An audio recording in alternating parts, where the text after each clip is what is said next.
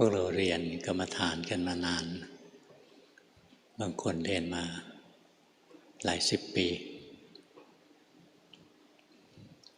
บางคนเรียนตั้งแต่ยังเป็นวัยรุ่นนะจนอายุเยอะขึ้นตามวัดต่างๆส่วนใหญ่จะเห็นแต่คนแก่คือเขาเข้าวัดตั้งแต่อายุน้อยแหละแต่อยู่ไปจนแก่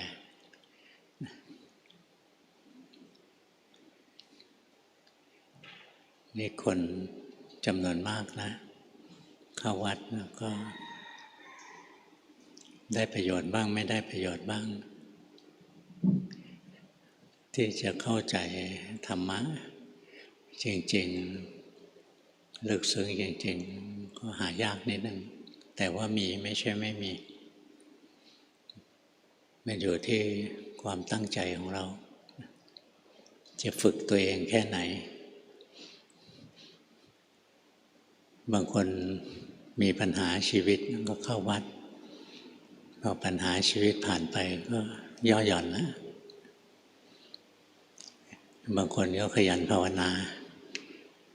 พอมีปัญหาชีวิตก็ภาวนาไม่ไหวอีกแล้ว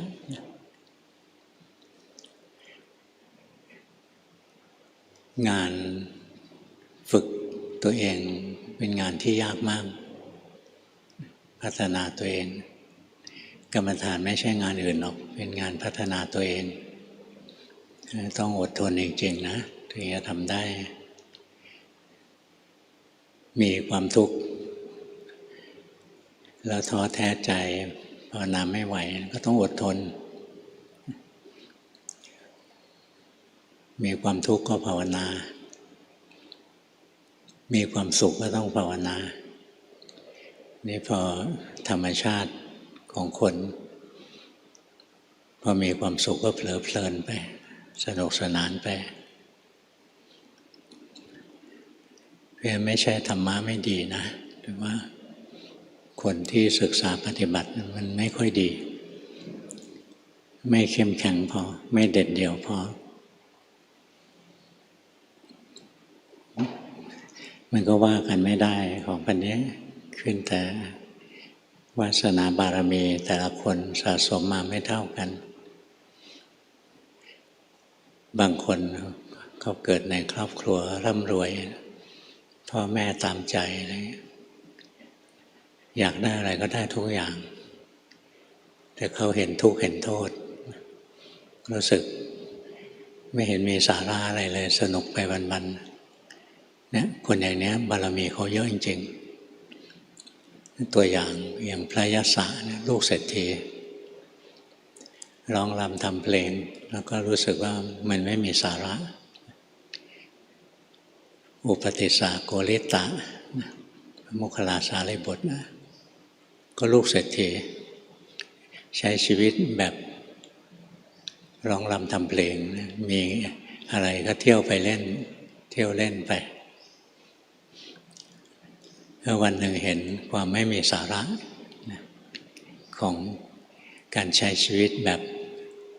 สิ้นเปลืองเปล่าประโยชน์สิ้นเปลืองหมายถึงสิ้นเปลืองชีวิตตัวเองนะไม่มีประโยชน์อะไรขึ้นมาสนุกเฮฮาไปเดียวก็กลับมาทุกข์เหมือนเดิมแล้วอันนี้เป็นตัวอย่างของท่านที่ท่านมีบุญมีวาสนามากนะชีวิตท่านสบายแท้ๆเลยแล้วท่านก็วางโลกที่สนุกสนานนั้นมาภาวนามีเจ้าชายสิทธัตถะมีชีวิตทางโลกที่สบายท่านก็ทิ้งทางโลกมาแสวงหาสิ่งที่เหนือกว่าบางคนเนี่ยชีวิตลำบากหาอยู่หากินเป็นขอทานเป็นอะไรก็มีนะเป็นโรคเรื้อนเป็นขอทานเห็นคนเข้ามาตามวัดเยอะก็ตามเข้ามาในวัดกล่าวว่าเดี๋ยวมาในวัดแล้วตอนที่เขาแจกอาหารกันเนี่ยจะได้รับอาหารแจกบ้างคิดเท่านี้เองเข้าวัดมาจะมาหาของกินแต่ตอนนั้นพระพุทธเจ้ายังเทศน์ไม่จบทุกคนยังไม่ไปกินข้าว นั่งฟังแกก็ฟังด้วย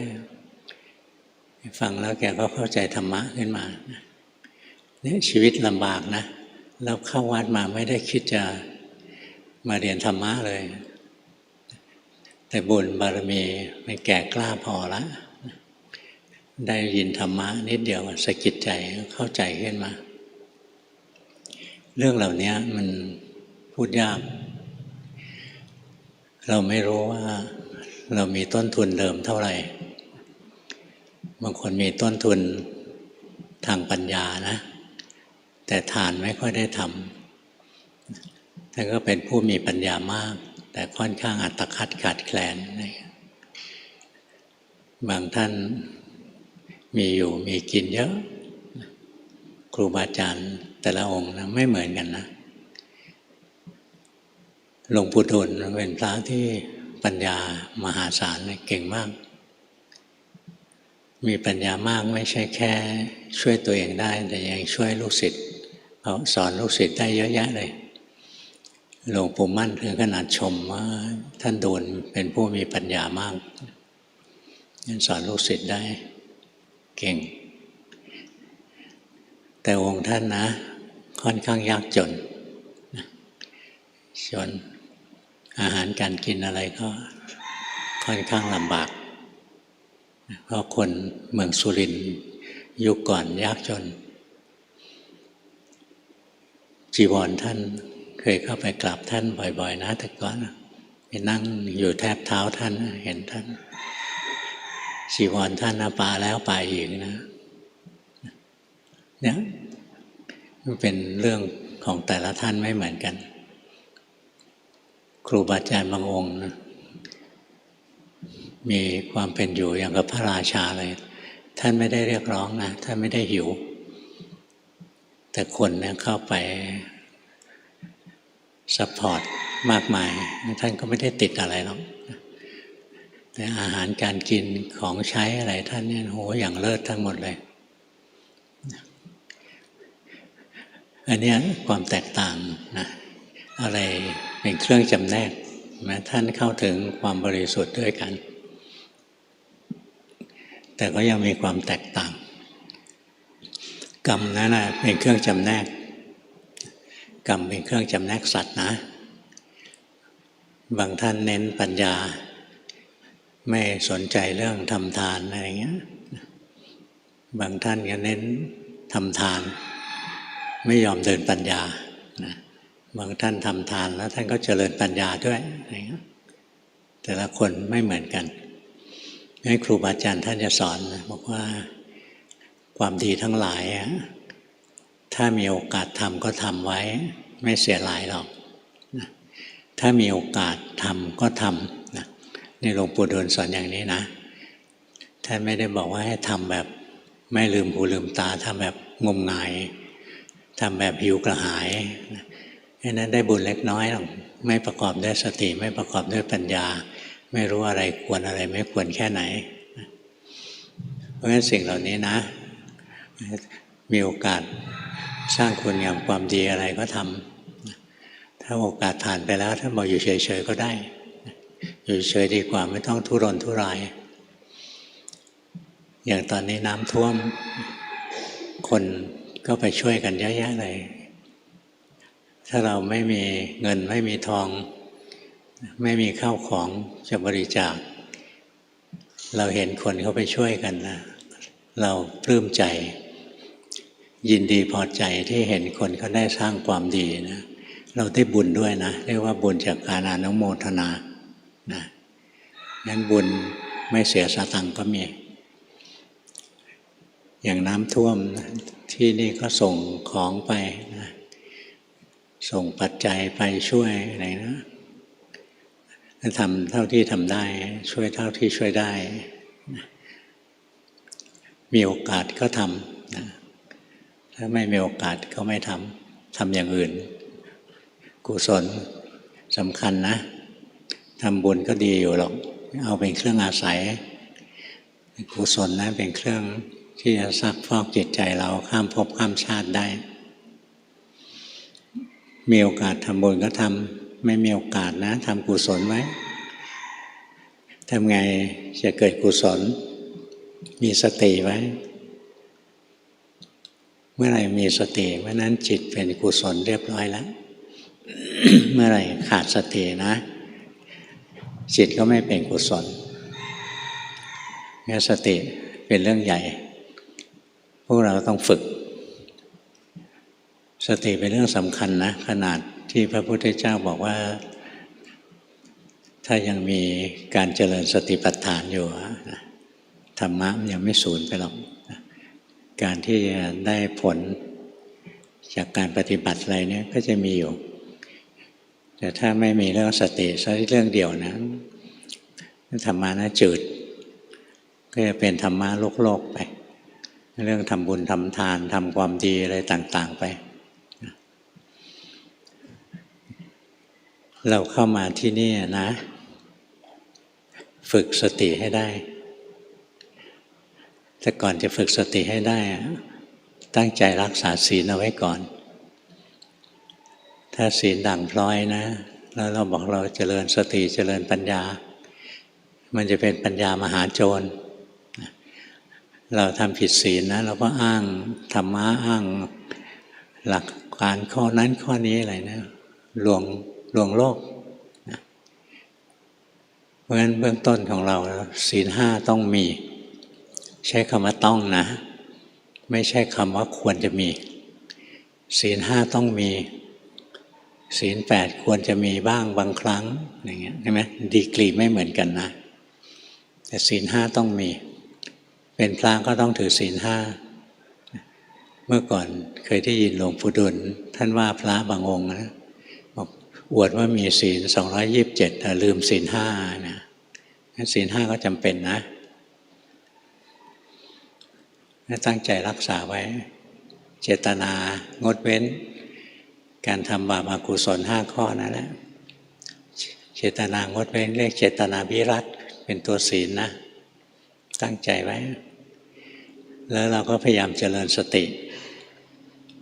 สตินั้นเกิดจากจิตจำสภาวะได้แม่นสติไม่ได้เกิดจากการสั่งให้เกิดเราสั่งสติให้เกิดไม่ได้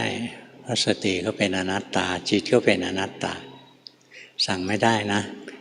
แต่ทำเหตุของมันเหตุที่จะทำให้สติเกิดบ่อยก็คือจิตจำสภาวะธรรมได้แม่นอันนี้ไม่ใช่สติธรรมดานะนี่เป็นสติปัฏฐานสติธรรมดาอย่างเราทำอะไรไม่หลงไม่ลืมเดินไม่ตกถนนขับรถไม่ชนกับใครอะไรบอกมีสตินั่นสติโลกแต่สติสำคัญนะก็คือสติปัฏฐานเป็นสติที่รู้ตัวรู้กายรู้ใจตัวเองสภาวะร่างกายนะก็เป็นสภาวะธรรมความรู้สึกนึกคิดความรับรู้ทางใจก็เป็นสภาวะธรรมเรียกนามธรรมนะการที่เรามีสติระลึกรู้รูปธรรมมีสติระลึกรู้นามธรรมนะอันนั้นเป็นการเจริญสติปัฏฐานนะสติปัฏฐานต่างกับสติธรรมดาตรงเนี้ยสติปัฏฐานนะพยายามมารู้กายรู้ใจของตัวเองไม่ใช่รู้เรื่องอื่นหรอกไม่ใช่รู้ไปข้างนอกนะพยายามรู้เข้ามาที่ตัวเองแต่ถ้าเราชำนาญนะรู้ออกข้างนอกก็มีสติปัฏฐานได้นะแล้วก็เห็นไตรลักษณ์ได้ด้วยแต่มันล่อแหลมมันเสี่ยงอย่างเราไปเห็นสาวสวยสักคนนะเราบอกเราเจริญสติปัฏฐานด้วยการดูประกวดนางงามถามว่าทำได้ไหมไปดูประกวดนางงามแล้วก็เจริญสติปัฏฐานทำได้ถ้าเราชำนิชำนาญพอแต่ส่วนใหญ่มันทำไม่ได้พอเห็นผู้หญิงสวยใจมันวิ่งไปอยู่ที่ผู้หญิงแล้วมันไม่มีสตินะเพราะฉะนั้นการดูออกข้างนอกก็มีความเสี่ยงท่านก็เลยครูบาอาจารย์ก็เลยแนะนำนะให้รู้เข้ามาข้างในในขณะที่พระสูตรพูดนะธรรมะภายในธรรมะภายนอกธรรมะในที่ใกล้ธรรมะในที่ไกลอะไรเนี่ยคือจริงๆแล้วข้างในก็ได้ข้างนอกก็ได้แต่ข้างนอกถ้าไม่มีครูบาอาจารย์ควบคุมนะโอกาสเสียมันสูงถ้าดูอยู่ในกายดูอยู่ในใจของเรากิเลสมันไม่กล้าเหิมเกริม อย่างถ้าเรารู้สึกว่าเราเป็นคนสวยคนงามเนี่ยเราดูลงมาในร่างกายสังเกตไปเรื่อยๆมันสวยมันงามจริงไหมร่างกายนะเหมือนถุงใบหนึ่งถุงหนังมีรูรั่วจำนวนมากมีรูรั่วใหญ่ๆอยู่9รูรูรั่วเล็กๆเนี่ยเต็มพื้นที่เลยนะนับไม่ถ้วนแล้วทุกรูนะทั้งรูเล็กรูใหญ่นะมีของโสโครกไหลออกมาเป็นนิดเนี่ยเรามีสติรู้สึกร่างกายนะเห็นความจริงของร่างกายแล้วร่างกายไม่ใช่ของสวยของงามเลยเรามีสติรู้สึกกายเรื่อยๆนะร่างกายเป็นปฏิกูลเป็นอสุภะนะถ้าเห็นตรงนี้จิตได้สมาธิสามารถข่มกามฉันทานิวรณ์ได้นะข่มนิวรณ์คือกามฉันทะได้เนี่ยถ้าแล้วเราพัฒนาต่อไปนะเราดูไปร่างกายนี้นะเต็มไปด้วยความไม่เที่ยงหายใจออกแล้วก็ต้องเปลี่ยนเป็นหายใจเข้าหายใจเข้าแล้วก็เปลี่ยนเป็นหายใจออกยืนเดินนั่งนอนก็ต้องคอยเปลี่ยนอิริยาบถนะเคลื่อนไหวหยุดนิ่งอะไรเงี้ยมันมีอยู่ตลอดเวลาในร่างกายนี้เนี่ยเรามีสติรู้ลงมาในร่างกายเรื่อยๆนะมันจะมองเลยปฏิกูลอสุภะเข้าไปอีกชั้นหนึ่งคือไปเห็นไตรลักษณ์เห็นปฏิกูลอสุภะมีข้อดีเอาไว้ข่มราคะข่มกามนะแต่ถ้าเราเห็นความเป็นไตรลักษณ์ของร่างกายได้ต่อไปมันจะคลายความยึดถือจะหมดความยึดถือร่างกายเราไม่เที่ยงดูซิมันจะเที่ยงไหมตรงไหนเที่ยงหายใจออกแล้วมันก็ไม่เที่ยงหายใจเข้าแล้วมันก็ไม่เที่ยงยืนแล้วก็ต้องเดินต้องนั่งต้องนอนต้องเปลี่ยนอิริยาบถนอนแล้วก็ต้องนอนพลิกซ้ายนอนพลิกขวาเนี่ยเรารู้สึกลงไปในร่างกายนะมีแต่ความไม่เที่ยงทำไมมันไม่เที่ยงอ่ะมันถูกความทุกข์บีบคั้นอยู่ตลอดเวลานั่งนานก็ทุกข์เดินนานก็ทุกข์นอนนานก็ทุกข์นะเพราะฉะนั้นร่างกายเนี่ยนะเปรียบเหมือนเนี่ยกวางตัวหนึ่งหรืออีเก้งตัวหนึ่งนะถูกความทุกข์คือหมาล่าเนื้อนะฝูงหนึ่งไล่ตามกัดทั้งวันเลยนะก็ต้องวิ่งหนีไปวิ่งหนีไปจนกระทั่งบาดเจ็บมากนะวิ่งไม่ไหวล้มลงตายนะร่างกายนี้ก็เหมือนกันนะถูกความทุกข์เนี่ยกัดทำร้ายอยู่ตลอดวันเราก็พยายามแก้พยายามบำบัดไปเรื่อยๆนั่งนานมันเมื่อยเราก็เปลี่ยนอิริยาบถนะมันร้อนมากนะเป็นทุกข์เพราะความร้อนมากไปก็ไปอาบน้ำอะไรเงี้ย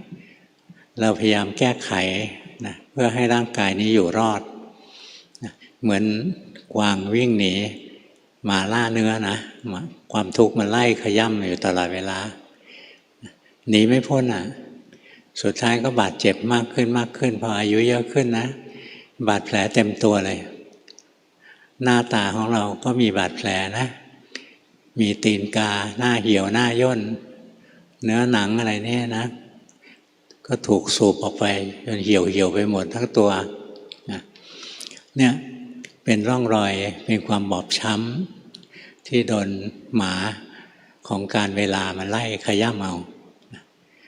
ดูไปเรื่อยๆร่างกายนี้ไม่มีสาระแก่นสารนะเป็นของไม่เที่ยงเป็นของที่ถูกความทุกข์บีบคั้นอยู่ตลอดเวลาวันหนึ่งหมดแรงหนีก็ตายเหมือนกวางถูกหมาไล่กัดไปหลายเขี้ยวนะหมดแรงจะวิ่งก็ล้มลงไปนะเขาเข้ามากินเนื้อเลยนะร่างกายเรานี้ก็เหมือนกันนะโดนความทุกข์ขย่ำอยู่ตลอดเวลาเนี่ยมีสติรู้ลงมาเห็นนะร่างกายไม่ใช่ของวิเศษหรอกร่างกายนี้มีแต่ก้อนทุกข์มีแต่ภาระที่ต้องดูแลรักษาเมื่อก่อนหลวงพ่อยังไม่ได้บวชนะหลวงพ่อก็ไม่ถนัดพิจารณากายหรอกถนัดดูจิตแต่จิตมันก็พิจารณากายเอง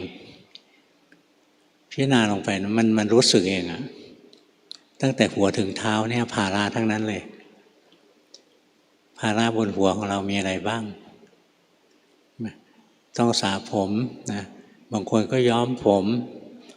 ต้องมาแต่งผมทรงนั้นทรงนี้อะไรเงี้ยนะผมงอกจะทำยังไงนะเนี่ยมีภาระที่ต้องดูแลผมร่วงจะทำยังไงนะบางคนอายุน้อยผมร่วงเป็นหย่อมๆแล้วนะทุกข์ไหมทุกข์นะทุกข์ทางกายหรือทางใจทุกข์ทางใจที่หัวยังไม่ทุกข์เลยแต่ใจทุกข์แล้ว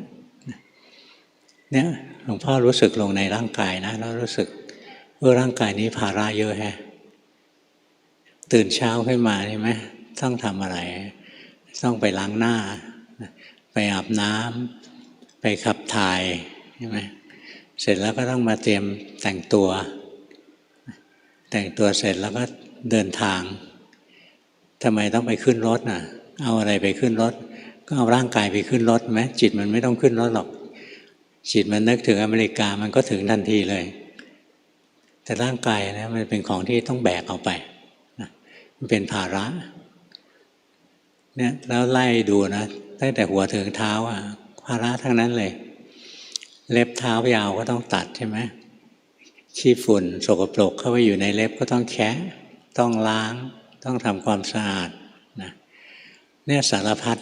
ภาระที่อยู่ในร่างกายภาราเวปัญจขันธาขันธ์ทั้งห้าเป็นทุกข์นี่แค่ขันธ์เดียวก่อนนะแค่รูปขันธ์นะแค่ร่างกายอันเดียวเนี่ยนับจำนวนทุกข์นับไม่ถ้วนเลยบางทีตื่นมาตาแห้งนะตาแห้งๆวันนี้ไม่สบายที่ตาอีกแล้วนะตื่นมาวันนี้หูอื้อนะไม่สบายที่หูอีกแล้วตื่นมาวันนี้หายใจไม่ค่อยจะออกเห็นไหมเนี่ยร่างกายตีบตันหายใจไม่สะดวกอะไรเต็มไปด้วยภาระนะร่างกายที่ต้องคอยปรนนิบัติมากมาย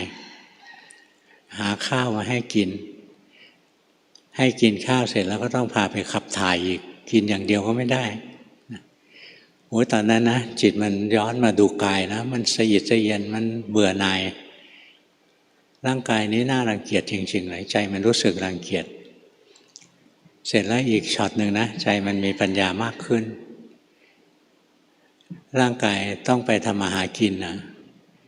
จิตไม่ได้ไปทำมาหากินด้วยนะจะไปเดือดร้อนอะไรแทนบอกร่างกายต้องกินข้าว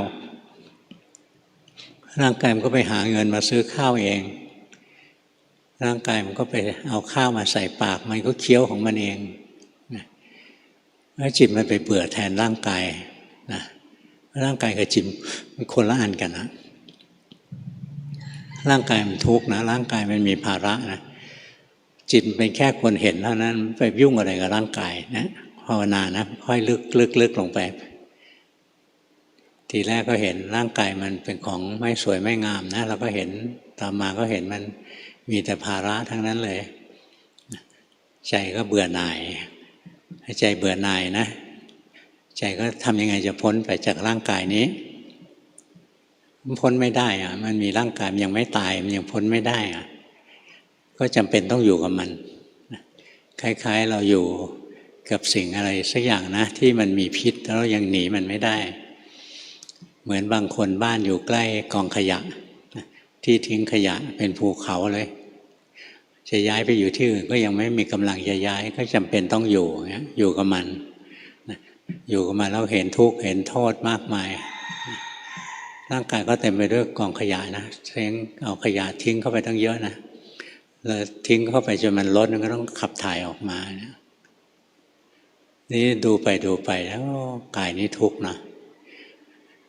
กายทุกข์แล้วกายเคยบ่นไหมกายไม่เคยบ่นนะแต่กายเคยแสดงความชำรุดทรุดโทรมให้ดูแต่ไม่บ่นมันแก่ให้เราดูมันเจ็บให้เราดูมันตายให้เราดูแต่มันไม่บ่นจิตมันไม่ได้แก่ไปกับร่างกายมันไม่ได้เจ็บไปกับร่างกายมันไม่ได้ตายไปกับร่างกายไม่จิตมันชอบโวยวายร่างกายเป็นอะไรนิดนึงนะจิตโอดครวญฟุ้งซ่านวุ่นวายเนี่ยจิตมันเป็นตัวยุ่งเรารู้สึกร่างกายมีภาระนะอย่างที่หัวเราเนี้ยเราต้องหวีผมนะจิตไปหวีผมให้หัวเราหรือเปล่า จิตมันไม่ได้ไปหวีผมให้นะร่างกายมันก็อุตส่าห์หวีของมันเองนะ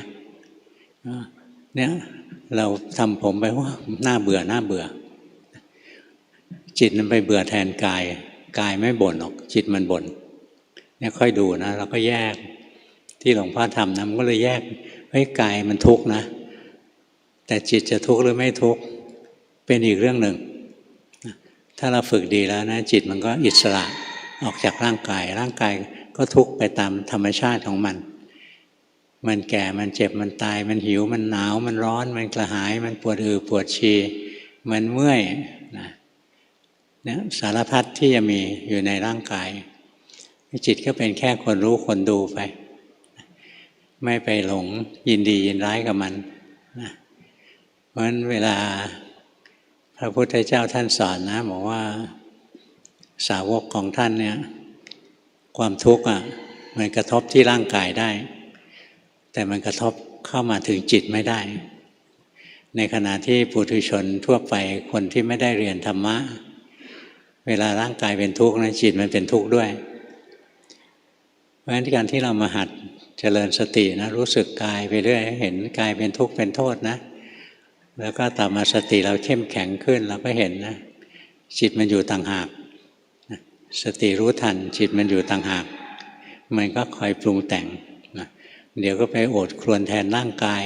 นะเดี๋ยวก็ไปหลงรักร่างกายเดี๋ยวก็ไปโอดครวญเรื่องอื่นเดี๋ยวก็ไปรักเรื่องอื่นไปเกลียดเรื่องอื่นเลยนะวุ่นวายนะให้ความปรุงแต่งดิ้นรนวุ่นวายเนี่ยอยู่ที่จิตทั้งนั้นเลยนะร่างกายก็เป็นแค่วัตถุนะไม่ใช่คนไม่ใช่สัตว์ไม่ใช่เราไม่ใช่เขาเพราะงั้นไอ้ตัวปัญหาเนี่ยไม่ใช่กายแล้วไอ้ตัวปัญหาคือจิตนะเนี่ยหลวงพ่อเห็นตัวนี้มาก่อนนะก่อนจะเจอหลวงปู่ดุลเห็นไอ้ตัวปัญหาจริงๆนะไม่คือจิตนะกายมันเป็นวัตถุเท่านั้นนะมันไม่ได้ทุกข์ร้อนอะไรกับใครเขาหรอกนะนี่ทำยังไงเราจะเรียนรู้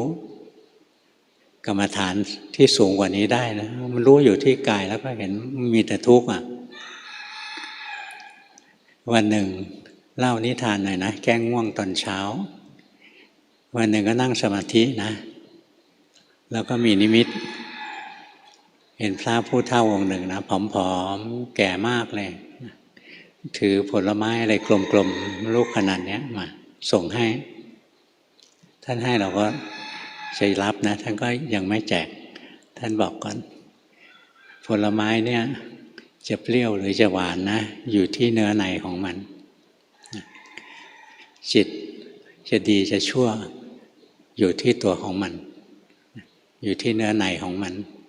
ถ้ากิเลสยังแฝงอยู่ข้างในนะมันก็ชั่วแล้วท่านก็ยื่นผลไม้ให้แล้วก็ไม่รู้นะว่าท่านเป็นใครอยู่มาอีกประมาณปีหนึ่งขึ้นไปกราบหลวงปู่ดูลโอ้องค์นี้เองท่านเคยมาสอนเราเรื่องของจิตคนเราจะดีจะชั่วก็อยู่ที่จิตตัวเองท่านสอนตัวนี้ก่อนที่จะไปเจอท่านองค์จริงๆองค์เป็นๆนะได้ไปอ่านหนังสือของวัดสัมพันธวงศ์เป็นเรื่องทำเนียบรุ่นหลวงปู่แหวนเหรียญหลวงปู่แหวนนะวัดสัมพันธวงศ์พิมพ์เขามีที่เหลืออยู่ตอนท้าย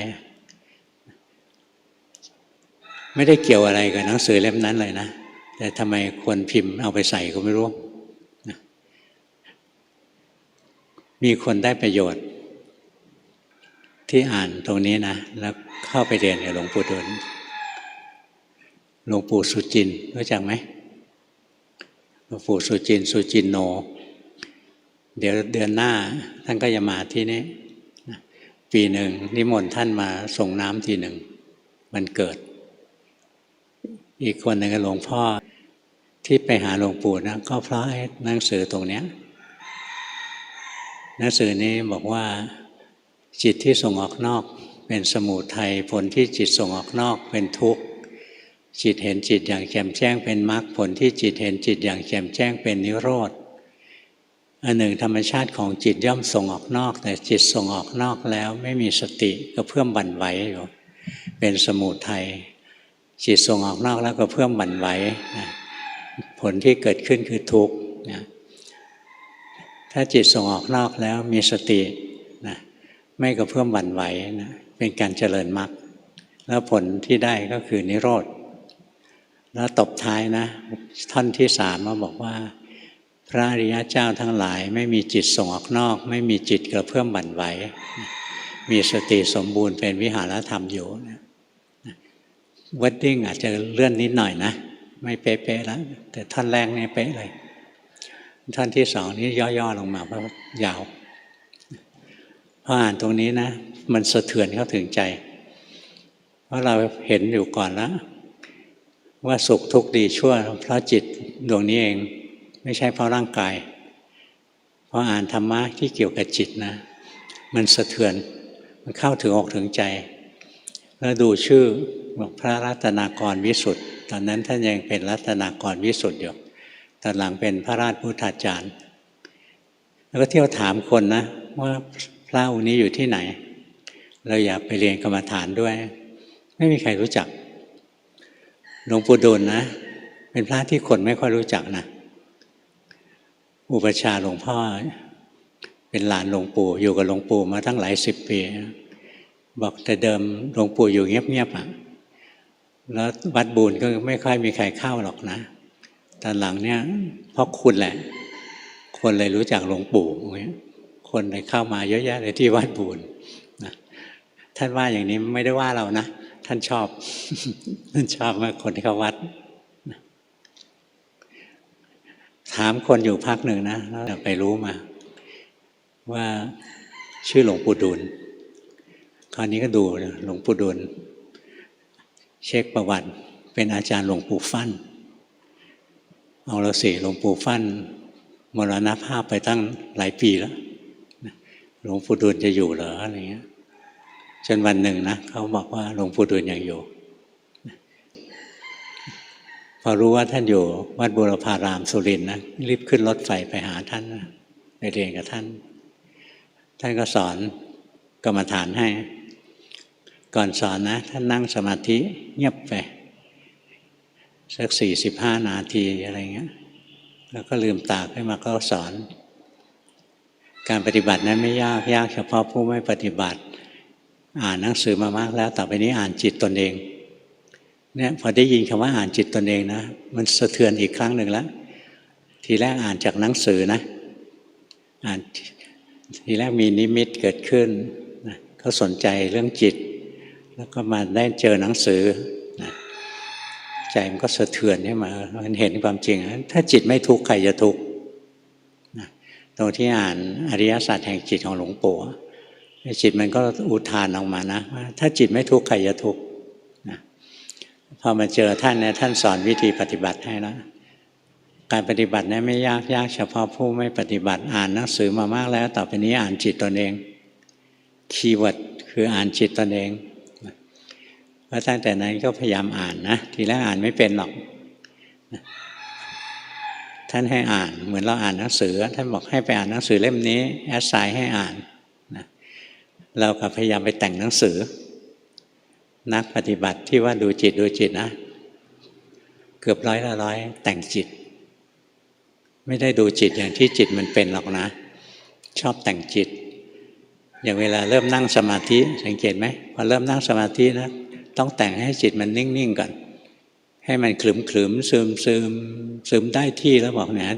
อันนี้เราภาวนาดีภาวนาดีอะไรไปเป็นเปรตเป็นอสุรกายไม่รู้ตัวนะเป็นสัตว์เดรัจฉานไม่รู้ตัวเลยนะนั่งแล้วก็หลงโมหะครอบไปหรือนั่งแล้วก็โลภะครอบไปก็ไปเป็นเปรตเป็นอสุรกายเจ้าทิฏฐิทีแรกหลวงพ่อดูก็ดูผิดนะไปแทรกแซงจิตทำให้จิตนิ่งๆว่างๆแล้ว3 เดือนไปส่งกันบ้านหลวงปู่บอกทำผิดแล้วไปทำใหม่ให้ไปดูจิตไม่ได้ให้ไปแต่งจิตจิตมีหน้าที่คิดนึกปรุงแต่งไปทำจนมันไม่คิดไม่นึกไม่ปรุงไม่แต่งทำผิดไปทำใหม่เนี่ยครูบาอาจารย์รุ่นเก่าอย่างนี้นะ ไม่สอนยาวสอนสั้นๆเราก็ต้องไปดิ้นรนต่อสู้เอาคราวนี้ตั้งหลักใหม่ท่านบอกให้อ่านจิตตนเองเราก็เป็นนักอ่านเราไม่ใช่นักประพันธ์อีกต่อไปละจิตเป็นยังไงรู้ว่าเป็นอย่างนั้นทำได้ไหมจิตเป็นยังไงรู้ว่าเป็นอย่างนั้นพูดง่ายๆแต่ยากเพราะมันอดทำไม่ได้นะอดทำไม่ได้บางทีก็ทำนิดๆหน่อยๆนะตั้งใจขึ้นมาอย่างนี้แล้วก็ดูถ้าไอ้พวกรุนแรงนะโอ้ยอย่างไรจะไปกัดกับใครเขานะรู้สึกด้วยจิตปกติอ่านจิตไปให้จิตมันเคลื่อนไหวเปลี่ยนแปลงทำงานไปตามธรรมชาติธรรมดาเคลื่อนไหวยังไงเปลี่ยนแปลงยังไงเวลาตามองเห็นรูปจิตก็เกิดความสุขความทุกข์เกิดกุศลอกุศลมีสติรู้ทันจิตเห็นผู้หญิงสวยจิตเกิดกามราคะรู้ว่ามีกามราคะไม่ใช่รู้ว่าผู้หญิงสวยนะคนทั่วไปเห็นผู้หญิงสวยก็คือผู้หญิงสวยของเรานักปฏิบัตินักดูจิตเห็นผู้หญิงสวยจิตเกิดราคะนะมีกามราคะชอบรักเขาแล้วรู้ทันลงไปรู้ตรงนี้เรียกว่าดูจิตนะหูได้ยินเสียงด่าเนี่ยจิตเกิดโทสะนะถ้าคนทั่วไปได้ยินเสียงด่าก็จะหันไปดูใครมาด่ากูเดี๋ยวจะได้ไปตีกันส่วนนักปฏิบัติได้ยินเสียงด่าใจโกรธรู้ว่าโกรธนี่อ่านจิตตนเองนะไม่ใช่มัวแต่สนใจรูปเสียงกลิ่นรสโผฏฐัพพะธรรมารมณ์ภายนอกจะคอยอ่านจิตใจที่มันเปลี่ยนแปลงอยู่เสมอเมื่อตาเห็นรูปหูได้ยินเสียงจมูกได้กลิ่นลิ้นกระทบรสกายกระทบสัมผัสใจกระทบความคิดมันจะเกิดสุขเกิดทุกข์เกิดกุศลอกุศลที่จิตให้มีสติรู้ทันไม่ต้องแก้อย่างเราได้ยินศัตรูด่าหันไปเจอมันยิ่งเกลียดหนักเข้าไปยิ่งโมโหมากขึ้นอีกเราเห็นว่าจิตกำลังโมโหจิตกำลังโกรธแล้วทำไงดีแก้ดีไหมไม่ต้องแก้โทสะอยู่ในสังขารขันธ์อยู่ในกองทุกข์หน้าที่ต่อทุกข์คือรู้ไม่ใช่ละนะเพราะงั้นจิตมีโทสะขึ้นมารู้ว่ามีโทสะรู้เข้าไปเลยนะหรือเห็นผู้หญิงสวยจิตเกิดกามราคะไม่ต้องละกามราคะก็เป็นสังขารนะก็อยู่ในกลุ่มของตัวทุกข์เป็นสิ่งที่เราต้องรู้ไม่ใช่ละแต่ถ้ากามราคะมันรุนแรงราคะมันรุนแรงขึ้นมันพัฒนาตัวเองขึ้นเป็นสมุทัยเป็นตัวตัณหาตัวนี้ต้องละคือถ้ามันเกิดทีแรกมันชอบนะไม่เป็นไรแต่มันเกิดอยากขึ้นมานะเนี่ยอยากได้แล้วอยากจะไปฉุดเขาแล้วอยากจะไปข่มขืนเขาแล้วอะไรเงี้ยตัวนี้ต้องละสมุทัยต้องละนะทุกข์ให้รู้สมุทัยให้ละสมุทัยมันก็คือตัวตัณหาตัณหาคืออะไรคือราคะที่มีกำลังรุนแรงถ้าราคะธรรมดานะชอบอันนี้ไม่ชอบอันนี้เลยอันนี้ให้รู้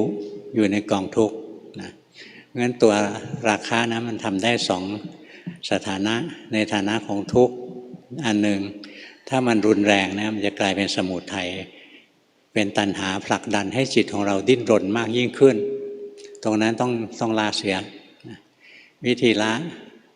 ถ้าละชั่วคราวก็ละด้วยสติรู้ทันว่าตอนนี้ใจมันอยากแล้วนะอยากไปฉุดคนนี้แล้วนะอยากปล้ำคนนี้แล้วเนี่ยรู้ทันนะตัณหามันจะดับเพราะตัณหายังไงมันก็คือกิเลสถ้าเรามีสตินะกิเลสอยู่ไม่ได้อยู่แล้วละนะตัณหามันจะดับแล้วการดับตัณหานะจะดับสนิทเนี่ยถ้าดับอวิชชาได้นะต้องมีปัญญาอย่างยิ่งปัญญาอย่างยิ่งคือตัววิชชารู้แจ้งแทงตลอดในอริยสัจสี่ถ้ารู้อริยสัจสี่แล้วเนี่ยตัณหาจะไม่เกิดอีกเป็นการละตัณหาโดยที่ทำให้ตัณหาไม่เกิดอีกนะเพราะไม่ต้องละเป็นคราวๆละแล้วละเลยละความเห็นผิดนะที่เดียว นะที่จิตเราเนี้ยนะก็ทำลายอวิชชาได้แล้วก็ไม่ต้องละตัณหา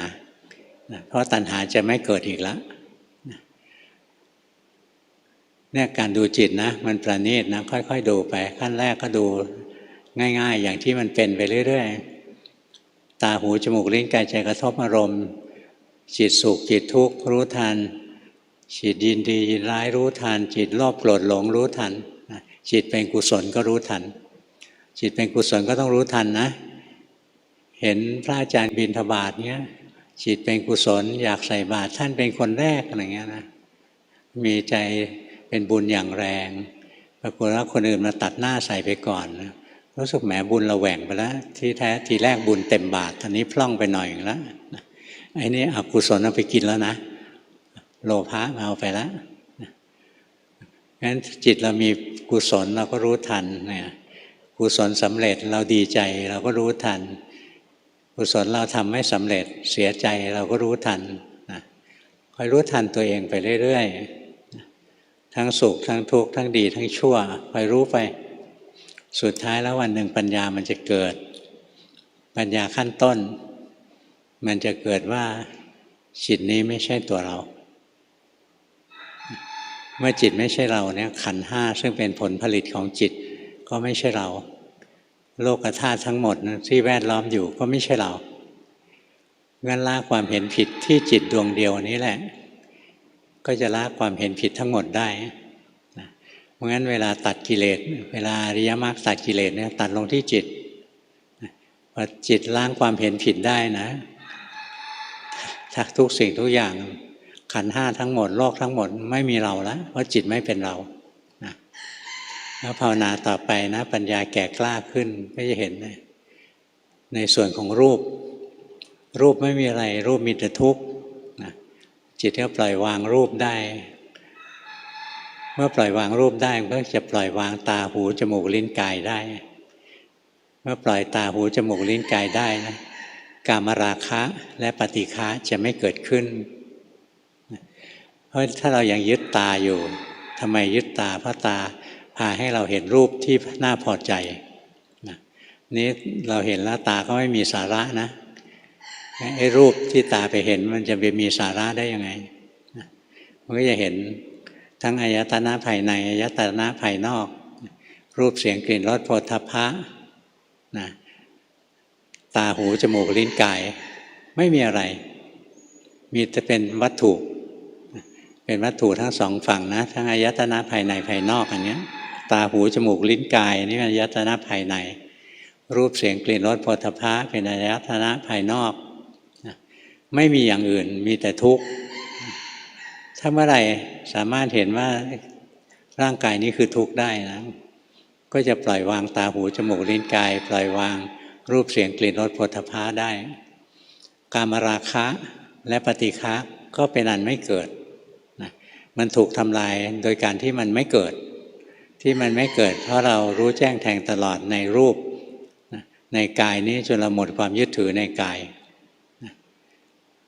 แล้วภาวนาต่อไปนะจนกระทั่งจุดสุดท้ายเนี่ยการภาวนามันจะบีบวงเข้ามาที่จิตนะสุดท้ายมันจะเห็นนะตัวจิตเองก็ตกอยู่ใต้ไตรลักษณ์หมดความยึดถือจิตก็หมดความยึดถือขันธ์ห้าหมดความยึดถือโลก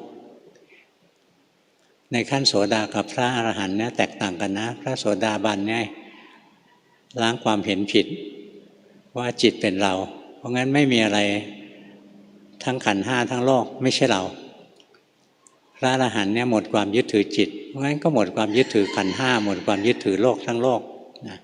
ไม่ยึดถืออะไรสักอย่างหนึ่งเนี่ยเราจะดูจิตเราก็ต้องดูให้มันถึงอกถึงใจแบบนี้นะบางคนบอกดูจิตแล้วไปนั่งจ้องให้มันว่างๆนิ่งๆอยู่ไอ้นั่นไม่ใช่ดูจิตไอ้นั่นไปเพ่งความว่างอยู่นะเพราะฉะนั้นทำก็ทำให้ถูกนะแล้วมันไม่ยากหรอกมันยากเพราะทำไม่ถูกกับทำไม่พออ่ะวันนี้เทศให้ฟังเท่านี้นะเบอร์หนึ่ง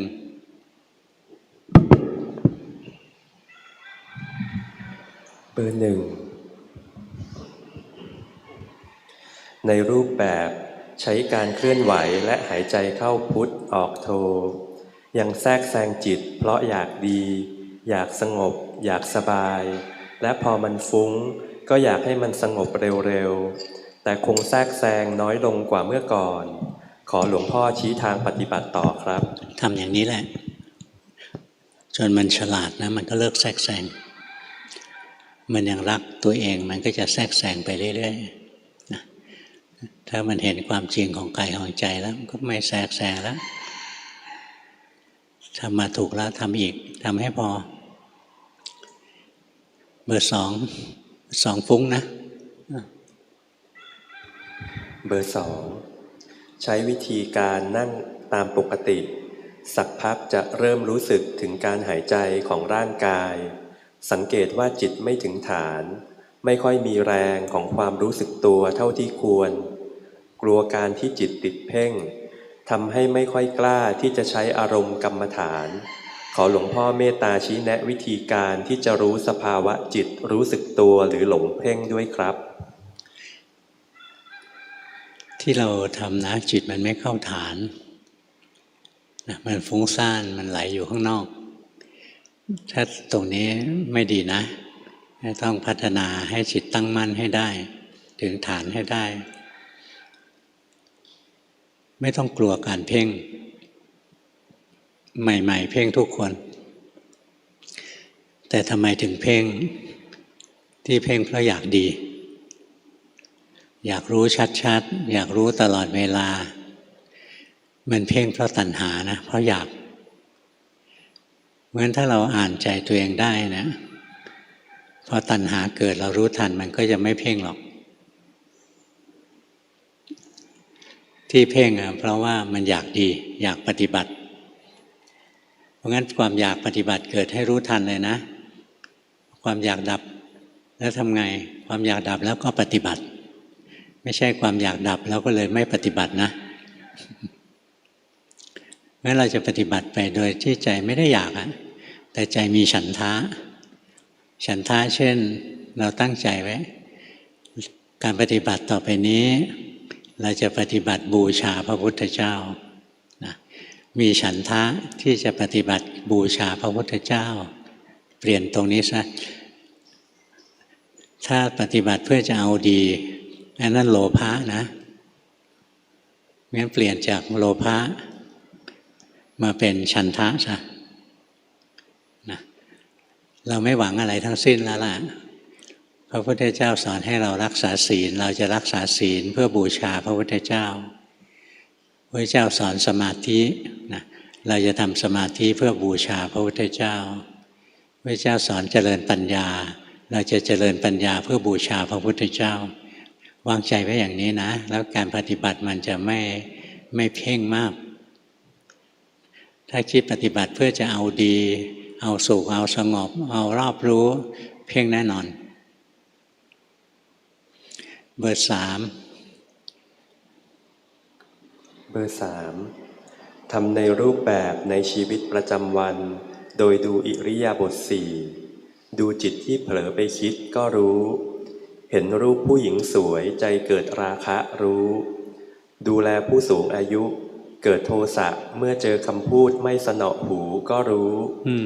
ใจกระเพื่อมหวั่นไหวในโลกธรรม8ก็รู้ขอหลวงพ่อเมตตาชี้แนะค่ะรู้แล้วก็ดีแล้วล่ะรู้แล้วก็เป็นกลางนะไม่ต้องละอย่างเราเลี้ยงคนแก่นะคนแก่ทำอะไรไม่ได้อย่างใจเราโทสะขึ้นไม่ต้องหาทางละโทสะหรอกแต่ให้ดูโทสะดูซิเธอจะโกรธนานแค่ไหนดูไปเรื่อยๆถ้าพยายามละนะยิ่งเครียดหนักทำใจไว้นะเลี้ยงคนแก่วันข้างหน้าเราก็แก่เราก็หนีไม่พ้นนะอะไรที่คนแก่ทำแล้วเราไม่ชอบในวันนี้นะวันข้างหน้าเราก็มีแนวโน้มที่จะทำแบบนั้นแหละเพราะคนแก่ก็ทำอย่างนั้นแหละอยากจะกินข้าวนะก็หกเลอะเทอะอะไรเงี้ยนะเพราะอะไรเพราะแก่อย่างจะตักข้าวใส่ปากนะมือไม้สั่นที่จะตักข้าวใส่ปากนะอ้าปากนะนึกว่าอ้ากว้างแล้วนะแต่ปากมันหย่อนนะแถวนี้หย่อนนะยัดเข้าไปอ้าว เลอะเทอะเปรอะเปื้อนนะมองเขาสิมองคนแก่นะว่าเขากำลังทุกข์อยู่เขาแสดงทุกข์ให้เราดูวันหนึ่งเราก็จะต้องเป็นอย่างนี้นะสอนตัวเองไปพอเขาตายนะก็เขาสอนธรรมะเราอีกแล้วเราก็สอนนี่เกิดแล้วตายวันหนึ่งเราก็ต้องตายเหมือนกันเนี่ยเอาสิ่งเหล่านี้นะเอาสิ่งที่เราเคยเห็นว่าเป็นปัญหานะเอามาเป็นหินรับมีดรับปัญญาของเราให้แหลมคมขึ้นเราจะอยู่กับมันรู้สึกธรรมดาธรรมดาเป็นอย่างนี้แหละ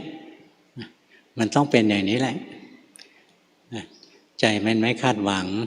ว่าคนแก่จะต้องเป็นอย่างน้อยอย่างนี้แต่ใจมันรู้ความจริงว่าคนแก่เป็นอย่างนี้แหละเรื่องอื่นก็เหมือนกันนะ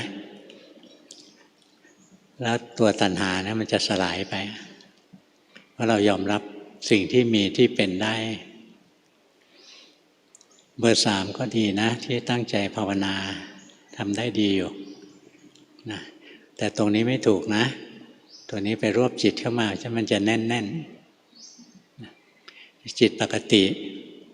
นะจิตปกติดีที่สุดแล้วตามรู้ไปเห็นอย่างนี้ใจเป็นอย่างนี้ได้ยินอย่างนี้ใจเป็นอย่างนี้ได้กลิ่นอย่างนี้ใจเป็นอย่างนี้คอยรู้สึกไปเรื่อยๆเดี๋ยวเราจะพัฒนาได้พื้นฐานดีนะจิตใจดี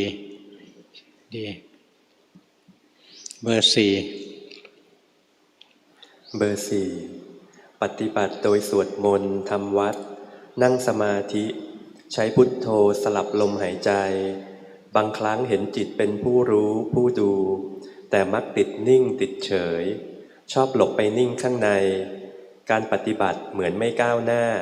เป็นคนใจร้อนขอหลวงพ่อเมตตาชี้แนะกรรมฐานที่เหมาะกับจริตนิสัยเพื่อฝึกเจริญปัญญาค่ะสมาธิฝึกได้ดีอยู่นะนี่ออกจากสมาธิแล้วกำหนดลงไปในร่างกายเลยจับร่างกายของเรานะฉีกเป็นชิ้นๆนะกำหนดจิตนะดึงผมออกไปดึงไปทีละขยุ่มนะดึงหูไปทิ้งดึงจมูกทิ้งควักลูกตาทิ้งนะฉีกแขนฉีกขาไปทำไปเรื่อยๆพอใจเราจะเริ่มฟุ้งเราก็กลับมาทำความสงบใหม่ออกจากความสงบแล้วเราก็มาฉีกร่างกายต่อทำบ่อยๆนะเดี๋ยวเจริญเก่งพื้นฐานสมาธิทำมาดีแล้วแต่จิตมันไม่ยอมเดินปัญญาเพราะฉะนั้นเดินปัญญา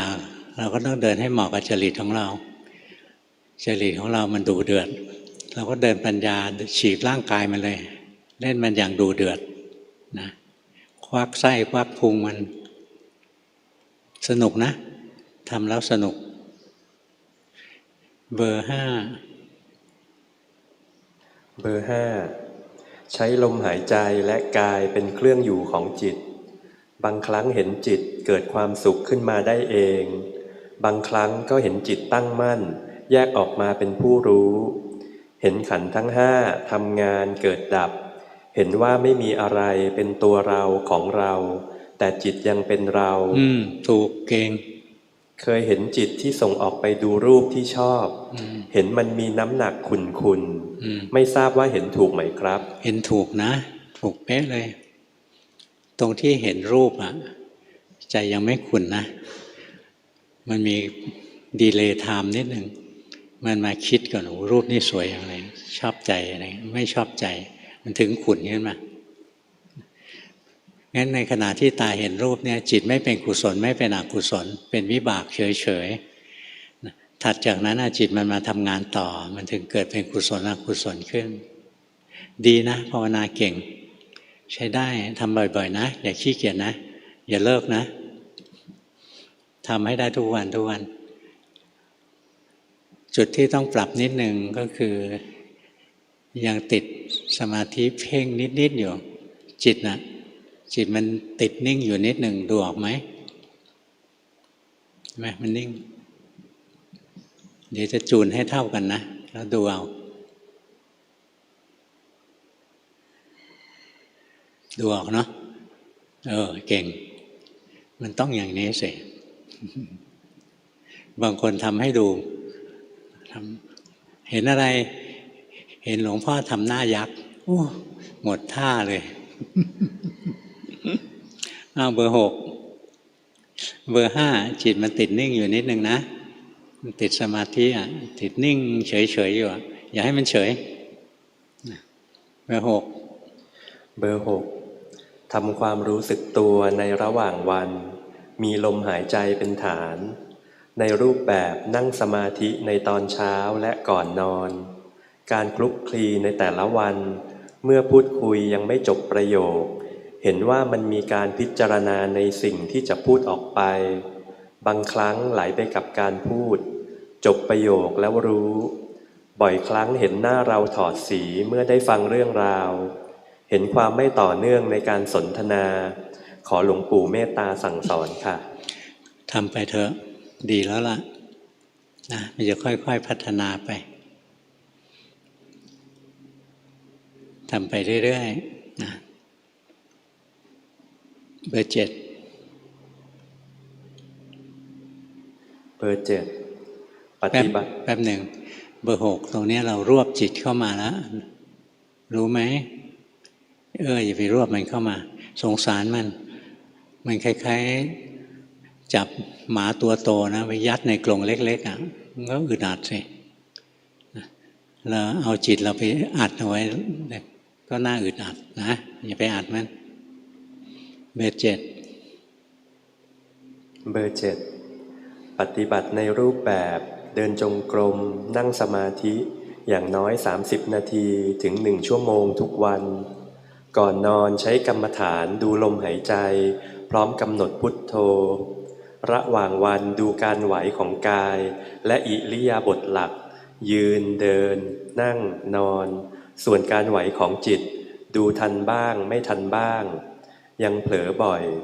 ขอหลวงพ่อเมตตาให้แนวทางในการเจริญปัญญาค่ะสมาธิเราต้องแข็งแรงก่อนนะฝึกจิตอยู่ในอารมณ์มันเดียวก็รู้จิตหนีไปที่อื่นก็รู้ฝึกรู้ตัวนี้บ่อยๆก่อนนะยังไม่รีบเดินปัญญานะต้องสมาธิเราต้องแข็งแกร่งก่อนการเดินปัญญาจะสั้นนิดเดียวเลยถ้าสมาธิเรายังไม่แข็งแรงเราไปเดินปัญญามันจะฟุ้งเมื่อเราทำสมาธินะทำกรรมฐานของเราไปแหละแล้วจิตหนีไปคิดก็รู้จิตถลำไปเพ่งอารมณ์กรรมฐานก็รู้ฝึกไปบ่อยๆจิตจะมีกำลังขึ้นมาแล้วแข็งแรงขึ้นมาเบอร์ 8เบอร์ 8ทุกวันทำในรูปแบบ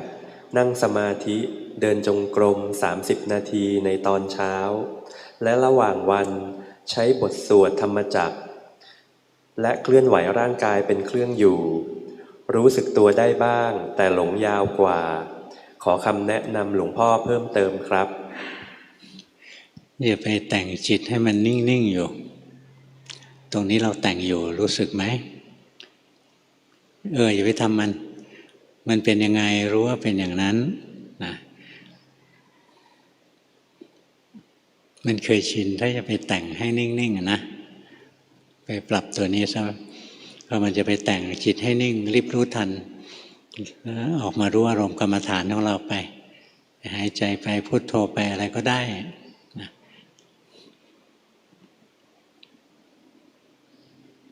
เห็นไหมจิตมันจะเข้าไปที่เดิมเพราะมันชินนะธรรมชาติของจิตนะเป็นไปตามความเคยชินจิตเป็นอนัตตาสั่งไม่ได้แต่ฝึกได้เพราะฉะนั้นเวลาจิตมันจะไหลเข้าไปนิ่งๆให้รู้ทันมันนะรู้ทันมันแล้วก็ไม่เอาโยนทิ้งไปเลยรู้สึกเอาใหม่กลับมารู้สึกตัวขึ้นมาใหม่ทำบ่อยๆนะสมาธิเราฝึกมาเยอะพอดูแล้วล่ะแต่ฝึกให้มันตั้งมั่นจิตไหลไปรู้ทันกลับมารู้สึกตัวใหม่รู้สึกตัวเป็นธรรมชาติธรรมดารู้บ่อยๆนะเบอร์ 1ฟุ้งซ่านไปแล้วเบอร์ 2หนีไปคิดแล้วเห็นไหมเนี่ยจิตมันหนีอย่างกระลิงเลยหนีไวแป๊บแป๊บแป๊บไปเรื่อยคอยรู้ทันมัน เบอร์ 3ลงหรือยัง หลงนะรู้ว่าหลงใช้ได้อีก5 เบอร์เพ่งใหญ่เลยรู้สึกไหมเพราะไล่1 2 3มาแล้วเดี๋ยวจะถึงเราแล้วเนี่ยเพ่งเอาไว้เบอร์5ก็ยังเพ่งนะดูออกยังถ้าดูออกมันก็เอาตัวรอดแหละถ้าดูไม่ออกมันก็เพ่งไปเรื่อยๆไอ้เพ่งอย่างนี้มันไม่ทำให้เกิดมรรคผลหรอกนะเพราะมันไม่เดินปัญญาวันนี้เทศให้ฟังเท่านี้นะเชิญทุกคนไปทำกิจของตนตอนนี้คนมาศรีราชาเนี่ยไม่ค่อยมาวัดสวนสันติธรรมนะไปสวนสัตว์เขาเขียวแทนสวนสันติธรรมมีน้อยวันหนึ่งมาหลักร้อยนั่นเขามาหลักหมื่นเชิญจะไปดูหมูเด้งก็ไป แต่ตอนนี้มันนอนแล้วนะ